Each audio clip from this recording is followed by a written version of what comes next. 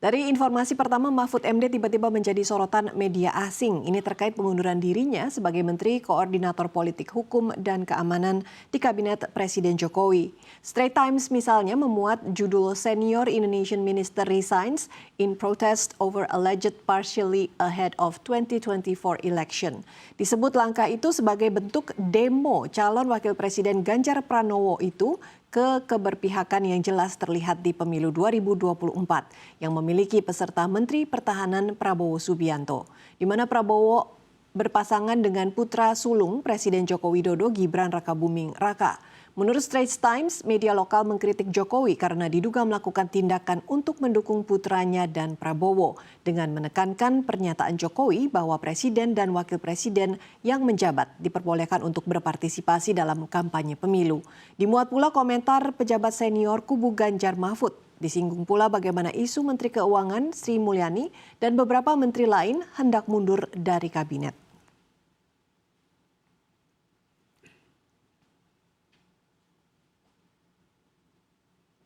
Kita beralih ke informasi populer lainnya. Menjelang debat Capres-Cawapres 2024 terakhir yang akan digelar pada Minggu 4 Februari pekan ini, obrolan soal 3 kandidat paslon kembali ramai di media sosial. Salah satunya di TikTok. Laporan terbaru Drone Emprit menganalisa dinamika diskusi soal ketiga Capres-Cawapres di raksasa media sosial berbasis video pendek tersebut. Hasilnya pasangan Capres-Cawapres nomor urut 1 Anies Baswedan dan Muhaimin Iskandar alias Caimin merajai TikTok dengan total mention terbanyak. Data diambil dari periode 21 hingga 30 Januari 2024. Hasilnya Anies Caimin memimpin dengan total 2.493 mention di TikTok atau mengambil 40% total share of voice. Lalu di nomor 2 ada Prabowo Subianto dan Gibran Rakabuming Raka dengan total 2.082 mention atau meraup 32% share of voice. Paling sedikit di mention adalah Ganjar Pranowo dan Mahfud MD sebanyak 1.741 mention atau 28% share of voice. Puncak mention tertinggi terjadi pada 22 Januari atau setelah debat Cawapres berlangsung. Obrolan terkait Anies Caimin langsung meraup 392 mention, lalu Prabowo Gibran mendapat 372 sebutan dan terakhir Ganjar Mahfud mengumpulkan 260 mention. Kendati Anies Caimin merajai mention di TikTok, namun Prabowo Gibran paling tinggi dari segi interaksi netizen. Interaksi ini dilihat dari total like, comment, share, dan view.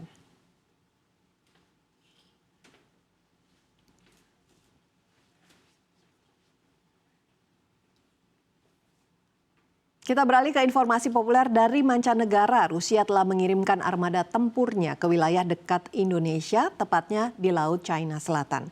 Penerjunan armada militer Presiden Vladimir Putin ini dilakukan tatkala perairan tegang karena tumpang tindih klaim perbatasan China dengan beberapa negara Asia Tenggara yang menyeret pula Amerika Serikat dalam konflik. Kementerian Pertahanan Rusia dalam sebuah rilis berita menjelaskan kapal perang Marsekal Shaposhnikov dikirim termasuk helikopter KA-27.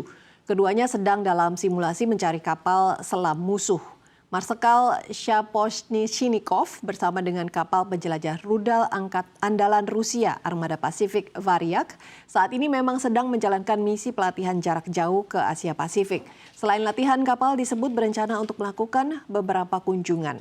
Sebelum memasuki Laut China Selatan, kapal-kapal tersebut mengikuti beberapa latihan melawan sasaran laut dan udara di Laut China Timur dan Laut Jepang. Sementara itu, pakar militer regional Colin Koch menilai Kremlin akan berhati-hati untuk tidak menyatakan dukungan eksplisit kepada Beijing di LCS. Ini karena negara-negara yang berkonflik dengan China di perairan itu juga merupakan mitra strategis Moskow.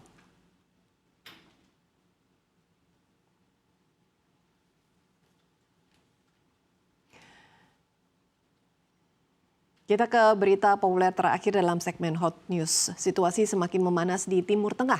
Pasalnya kapal Angkatan Laut Amerika Serikat diketahui telah menembak jatuh 3 drone Iran pada Kamis 1 Februari 2024 waktu setempat. Laporan ini diumumkan setelah militer menyebut ada ancaman terhadap pesawat Amerika. Belum diketahui apakah drone tersebut dimanfaatkan untuk menyerang atau pengawasan. Namun melansir AFP, serangan tersebut diduga aksi balas dendam terhadap serangan proksi Iran, kelompok Houthi di Yaman. Sebelumnya Houthi menyerang sejumlah kapal-kapal barat yang diduga terkait kepentingan Israel, Amerika Serikat, dan Inggris karena protes terhadap serangan di Gaza dan serangan di Yaman. Belum ada komentar Iran soal ini, Houthi pun belum memberikan komentar terbaru. Sebelumnya Amerika dan Iran panas. Ini terkait dengan serangan drone ke pangkalan militer Amerika Tower 22 di Yordania. AS menunjuk Iran bertanggung jawab terutama terkait penyediaan senjata ke proksi Iran. Kemarin Presiden Amerika Serikat Joe Biden menegaskan dirinya telah memutuskan akan menanggapi serangan drone mematikan tersebut. Meski tidak mengungkap bentuknya, balas dendam telah direncanakan.